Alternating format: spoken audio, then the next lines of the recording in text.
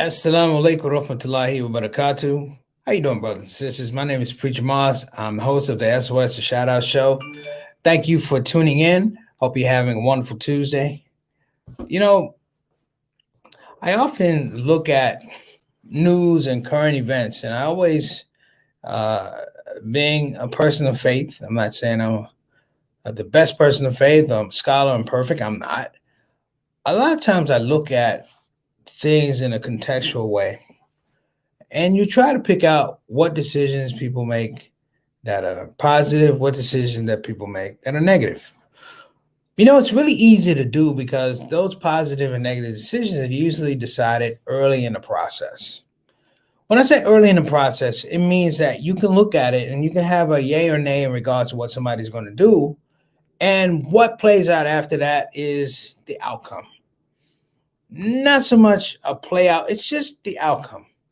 And everybody in our own lives, we all know that we make decisions that some of us think they're good decisions and they have a negative outcome, and vice versa. But the thing about it is, in our own personal lives, we are comfortable with those decisions largely because we are making those decisions. In our youth, if you will, our parents make those decisions, understanding that at some point in time there will be a bit of a scaffolding, and they won't hold our hand as long, and they will hope that they've given us enough insight and guidance that when we have to make decisions, it's very clear. That being said, brothers and sisters, I've been watching the play out of events. We had a show recently about crumbling Haiti and Afghanistan. Now, I gave it a little bit of a perspective from a political type of deal, if you will. The aspect of governmental intervention from the United States going back to 1915 to 1980s in Afghanistan, and you began to walk yourself through decision making. But this decision making is different. This decision making is not the will of the people. This is a military force, governmental collective of foreign policy. And when you say foreign policy, brothers and sisters, there's a casualty, there's a casualness to it. And there's also a casualty. The casualness is that people are going to see what you're doing exactly the same way that you're seeing it. And the casualty is what happens when they don't see it.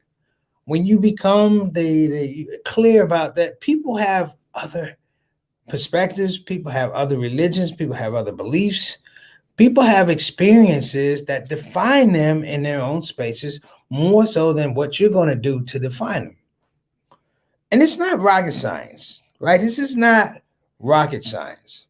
And I always want people to know, we talk about the military as a peacekeeping force.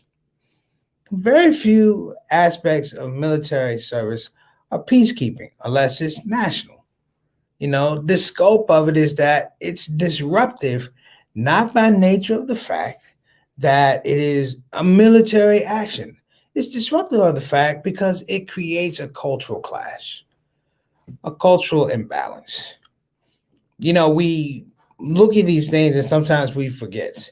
Sometimes I take it for granted that, the basis of the military is that it's the people who serve the military, who serve in the military, who themselves have their own ideas, their own formulations about culture, right and wrong, morals, ethics, etc. That being said, and I know a bunch of people have been in the military, family, friends, etc.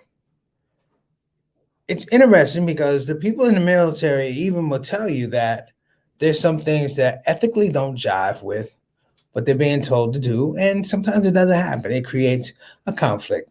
Enough said. When we get to the space that we are influencing others to think a different way, that's what I call playing God. Satana has it listed the way W. Muhammad says, yeah, we playing, she spelled it G apostrophe D. Yeah. And if you don't need to know the meaning behind that, just so you know, if you spell it backwards, it ain't gonna work no more. Right? But the larger part of it is we have a psychology, brothers and sisters, whereby even in a national approach, people are playing God. Governor of Texas, Greg Abbott, who's been a staunch defender of no mask, don't wear your mask, don't worry about vaccines, don't wear your mask, no mandates. Well, guess what? He checked up with COVID. Now, I would not have an issue with this man. I wish him good health, inshallah, that he recovers. But it is the scope that when he was emphasizing no mask, brothers and sisters, it superseded the idea that people have a right to protect themselves, even while people have a right to protect themselves. And leaving it in a strategy where, you just kind of roll the chips out and the dice out, and you roll the chips, you see what's left, see how it plays out. That is not the aspect of good government. It's not the aspect of being a servant of the people. Hearing their emotions, brothers and sisters, gathering their thoughts and concerns, as well as things that are positive, things that are liabilities, is a part of good government. When you supersede that and think that you don't need that information, that's what we call playing God. Now, we're going to be right back. We're going to talk about this, and I'm going to give you some examples of this situation scenario. You can agree with them or not agree with them, but we're going to get the show started. This is Preacher Moss. We're talking about the dangerous business of playing God. We'll be right back.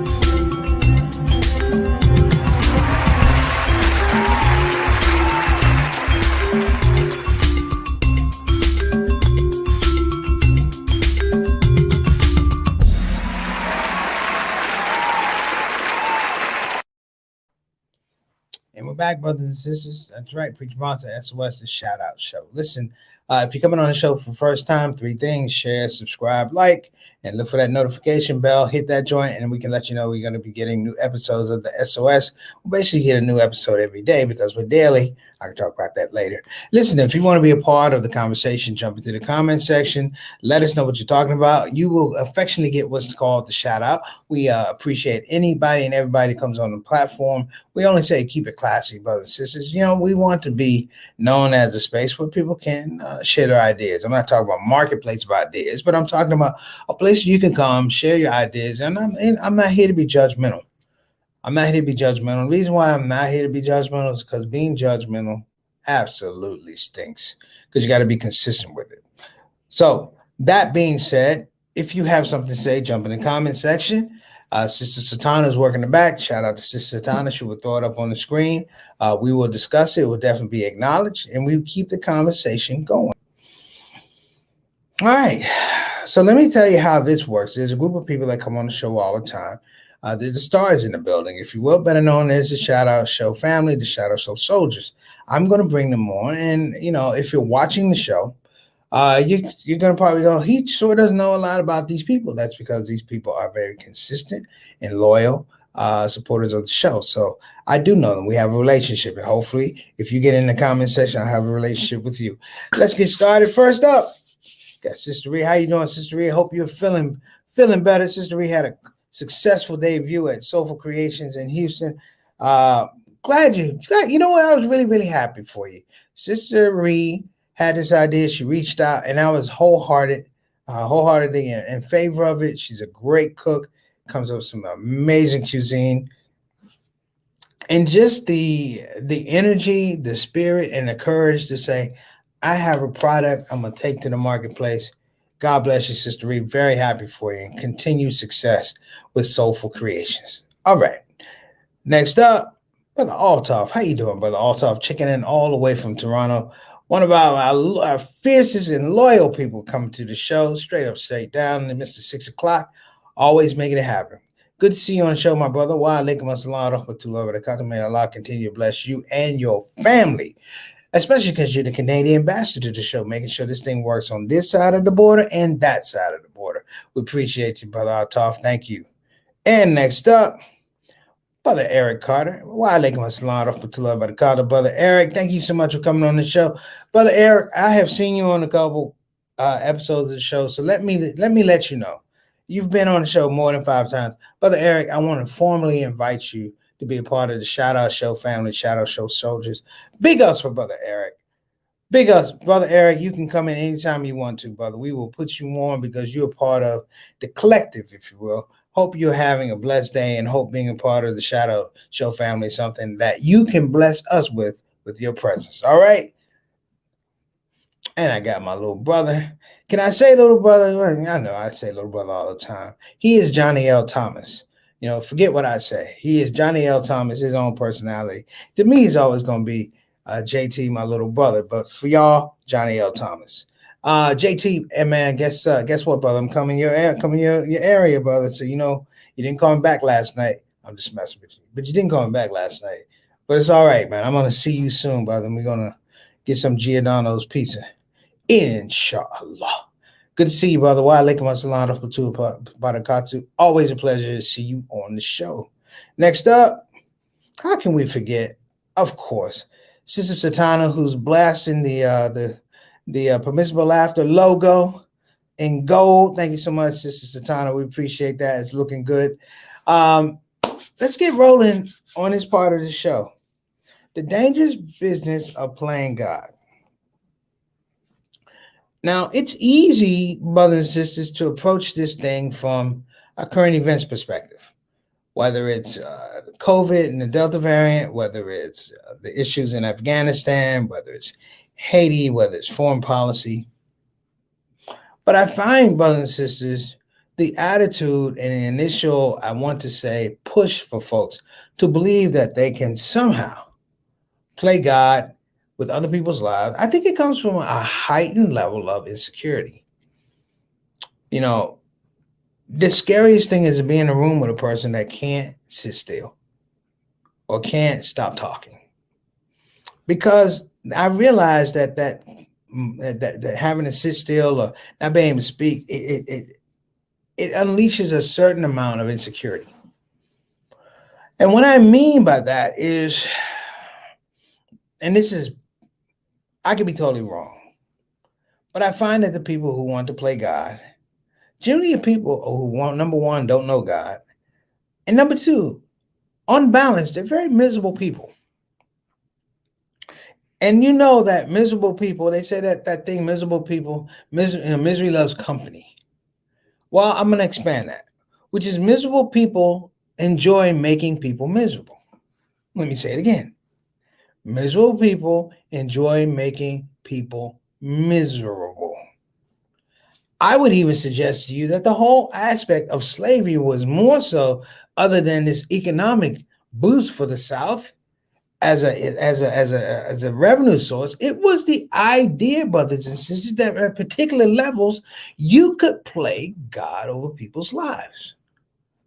You could, in some regards, restrict their movement, restrict their freedom. You could beat God out of them if given the opportunity. You can present yourself as God, and it has to be, as evil as that is, it has to be just as intoxicating to know that you somehow with this person can never be wrong. And brothers and sisters, to never be wrong is the frame that somehow you're perfect. It's an absolute recipe for disaster. I know in my own religious life, if you will, I knew I could never play God. I'm going to tell you why. I don't like people that much. I don't want to hear all your problems. I don't want to solve your issues. No, brothers and sisters, you can see God in yourself, but I couldn't see myself in God. Look at me. I'm imperfect. I'm sitting in front of a computer and a camera talking to somebody. I don't even know who I'm talking to. This is the madness, brothers and sisters. And still in somehow, there are folks that feel like they are over the fray, that they are beyond your framework, that somehow what they do supersedes your capacity to think for yourself. The black man and the black woman of America are an anathema.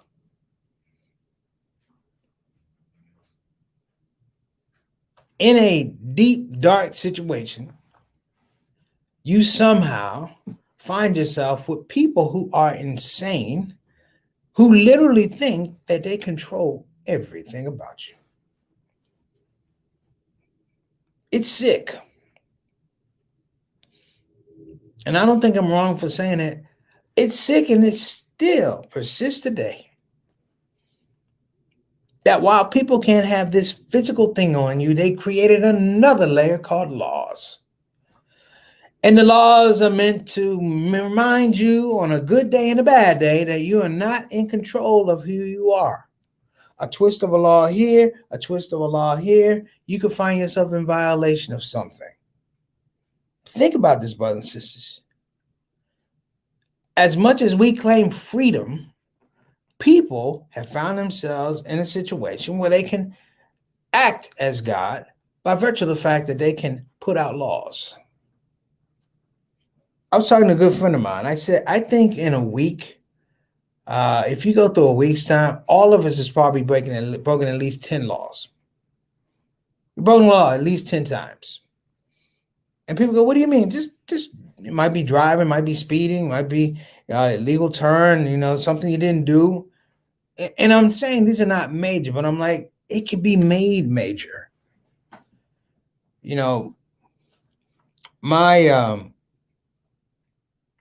My childhood was interesting because I had parents who made suggestions to me about what I could be, but they never tried to play God in my life. They never tried to play God in my life. I remember a situation. I was a freshman at Marquette University. I was on my way to trying to be a young comedian. You got to imagine Preacher Moss at 17 years old on stage telling jokes. I still look good. Don't worry about it. But I was 17 years old on stage telling jokes. I was with an older comedian. His name was Carl Strong. And somehow my mother, on a business trip, had found out through sources that I was doing stand-up comedy when I was supposed to be going to school. That somehow the bug had gotten to me and I was on stage as opposed to being in the classroom. Now, I'll give myself a little credit. I was still going to class, okay? Don't get ahead of myself. I hadn't defected for free agency of comedy. But my mother, who had a business trip in Iowa, managed to swing back through Milwaukee and surprise me. Now, brothers and sisters, at 17 years old, I was not Muslim. So let me tell you that some of the language I was using on stage was neither Christian or Muslim. I was slinging it like a sailor on leaf. And I'm going through the crowd and having a good time. And I looked at my mom and said, oh, shh. That's exactly what I said. Oh, shh. I didn't even say the rest. And I finished my set thinking, oh, I got to explain to my mom. I know she's going to tell my dad. Had an interesting conversation with my mom on the side of the stage. Of course, I was happy to see my mom. I had had a rough freshman year up to that point, and it was still the first semester. My mother started the conversation off with, you were kind of funny. She said, I don't mean funny. She said, you funny enough to work here, but not funny enough to drop out of school and think you're a real comedian. Of course, Mom, I figured it out. I was 17 years old. Where am I going to work? I have to wait almost 3.5 years to be able to be in a comedy club. But she said something that was really important. And she said, I'm not here to play God about what you do with your life. She said, you're 17, you'll be 18 years old, you have your own experiences. She said, I'm only here to remind you that despite all of your decisions, she goes, God is always going to be an option in your life. And I said, I said, explain. She said, as long as you are not playing God with the idea that you know everything, with the idea that you're perfect, with the idea that you can do no wrong, she goes, God is always going to be an option. And I said, why? She says, so when you go to talk to God, whatever the situation is, God will listen. Because if you're playing God, God's going to go, why do you need me? And so a lot of times when I look around, I hear people talking, chirping. I'm not the only one. I really hear people who really think that they are in control of themselves. That somehow they just came into being, they birthed themselves. And I don't really want to go into that road, but it's to the point where it spills over. It spills over, and people say ironic things. I was out. I was out with a group maybe 4 or 5 years ago, and it was a friend of mine and her boyfriend, and he seemed like a reasonable fella. And we got to talking about relationships, and he said, in our house, I'm God. And I said, what? You comedian side, this nigga don't lost his mind. He goes, I'm God in my house. And I reply, well, if you was God, why you renting? You God, why don't you create yourself a mortgage? Pay off your house, you God. In fact, pay for the check. And her friend sent me a note and said, don't do it. But means don't continue this conversation. She said, don't do it. And then she said, what do you think I should do? And I wrote on a note, I sent it back. It said, run right now.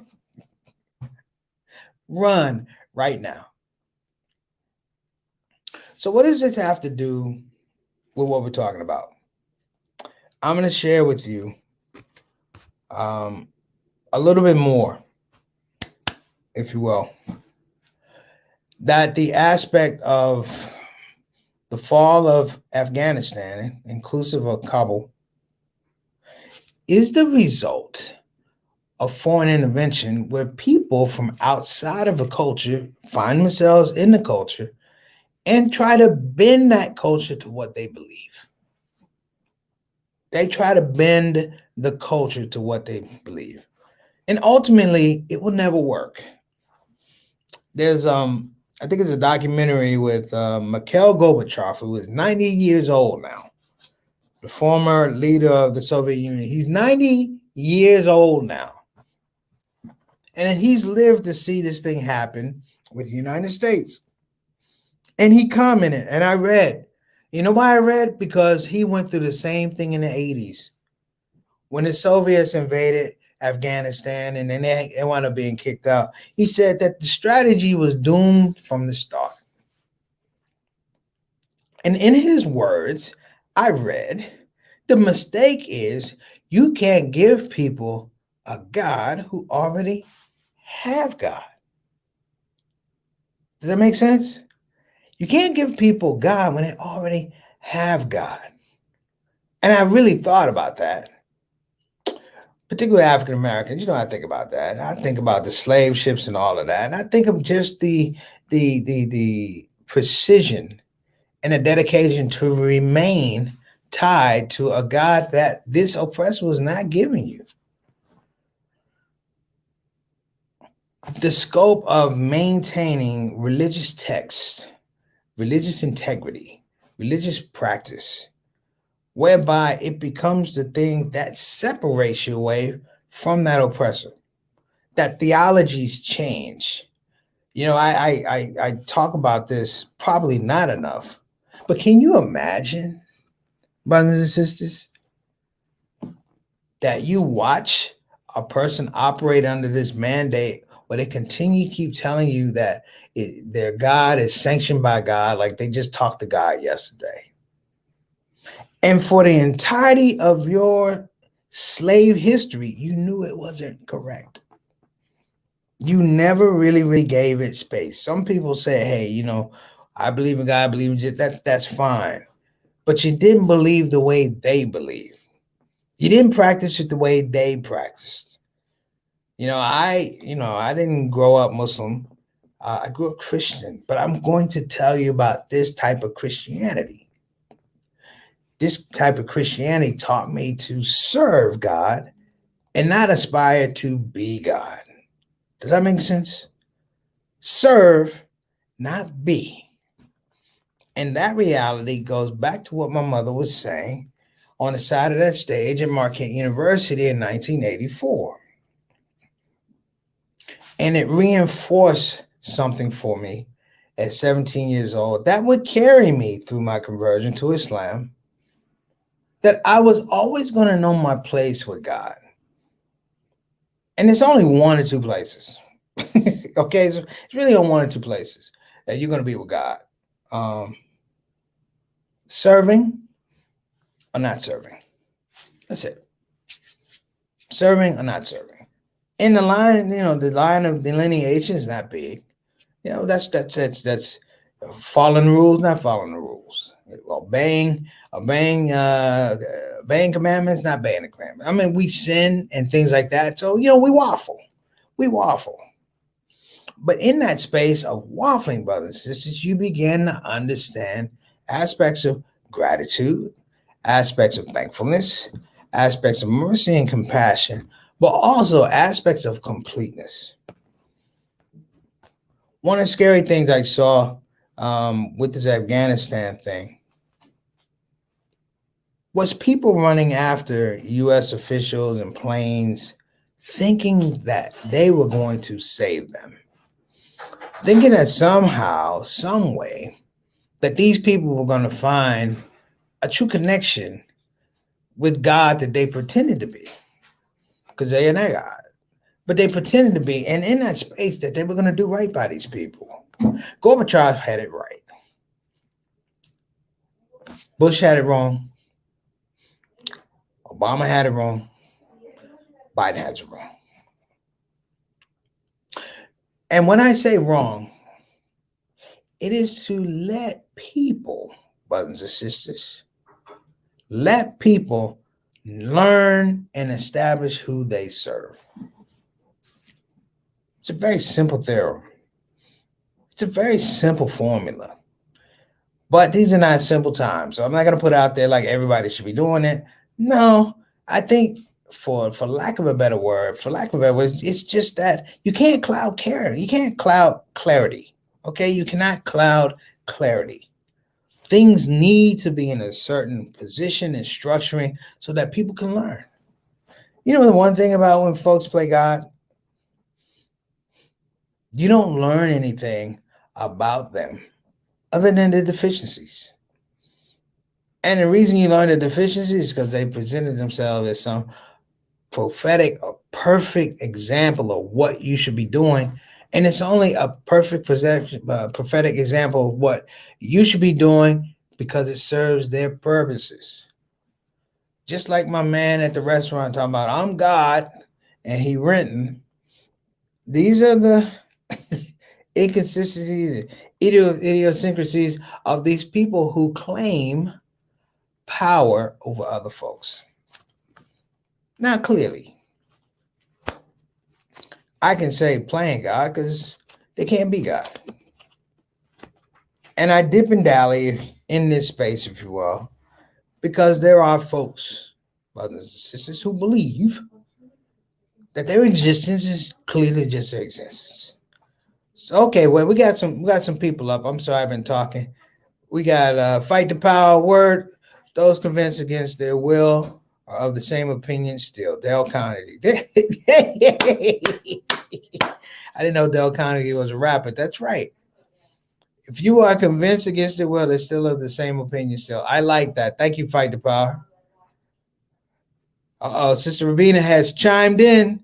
Those people running after planes that work with the U.S. and NATO have been promised safe passage to live in the U.S., but the U.S. government broke that promise. Absolutely. Absolutely. And they will break it again. Let me ask you a question. You don't have to answer. It's rhetorical. When's the last time God broke a promise to you?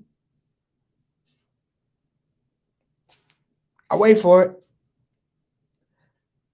Literally. When's the last time God broke a promise to you? And when's the last time a person, human being, broke a promise to you? Now you can think of 3, 4 people. It's quite simple, brothers and sisters. The power is in decision making. The power, as I said earlier at the beginning of this telecast, is that you look at the beginning and you can frame what's a good decision and a bad decision. Now, a real dude or a real woman will take a bad decision and say, hey, look, it's a bad decision. There's no need to double down. Let me pivot and make this a better situation for everybody. A good decision still requires work to make it effective and applicable to everybody. Those are just my thoughts. If you're in the business or you think in the business of playing God, I got news for you. Yeah, are you out of business before you ever started? Let's go to our sponsors and talk. Want to give a shout out and a thanks to BeFinanciallyIndependent.com. Again, that's BeFinanciallyIndependent.com. You could call 1-888-496-6845. Again, that's 1-888-496-6845. All right. Want to also give a call, shout out to Bayan Islamic Graduate School. Again, that's Bayan Islamic Graduate School. If you are thinking or contemplating about a quality graduate level or doctoral level education with Islamic leadership, Islamic studies, or divinity, and they have a master's divinity program with a specialization for Muslim chaplaincy, check them out. Bayan is the way I think you might want to go. All right, brothers and sisters, I appreciate your patience. This subject is something I think we'll be revisiting, but I might not. Well, I don't think we're going to revisit it on this show. I'm going to encourage everybody to watch the news, if you will, and in your own space, look and see where you think people are playing God with other people's lives. And your homework is when you come on a show, if you have an example, I want you to shout that example out. I want you to give us a clear example because I see certain examples, but I don't see all of them. I see what's put in front of me. I have to lean on you, and I'm going to ask you, bring the evidence to the show. Sister Rabina sends a lot of stuff to the show. Fight the Power, great quote from Dale Carnegie. Bring the information to the show. Let's have a larger debate. All right. And Sister Rabina, when I asked the question, when was the last time God broke a promise to you? She said never. I say never too. It's Preacher Moss, the SOS, the Shout Out Show. See you tomorrow. Assalamu alaikum wa rahmatullahi wa barakatuh.